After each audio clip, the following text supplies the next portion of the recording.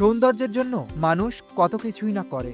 দই, শসা, মধু এসব অনেক আগে থেকেই চলে আসছে রূপচর্চার উপকরণ হিসেবে। তবে এবার রূপচর্চার উপকরণ হিসেবে আলোচনায় এসেছে একটি ভিন্ন মাত্রার উপাদান। জানলে অবাক হবেন। আজকাল মানুষ হাজার হাজার টাকা খরচ করছে শুধুমাত্র একটি ফেস প্যাকের জন্য, আর যেটি প্রস্তুত করা হচ্ছে একেবারে পাখির বিষ্ঠা দিয়ে। শুনে অবাক লাগলেও এটা সত্য।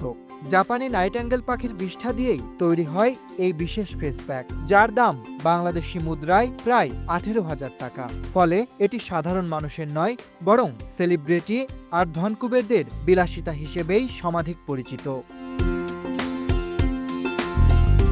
বলিউড থেকে হলিউড, টম ক্রুজ, ভিক্টোরিয়া বেকহ্যামের মতো তারকারাও নাকি ব্যবহার করছেন এই অদ্ভুত ফেস প্যাক। জানা গেছে জাপানে শত শত বছর আগেও ছিল এই প্রথা।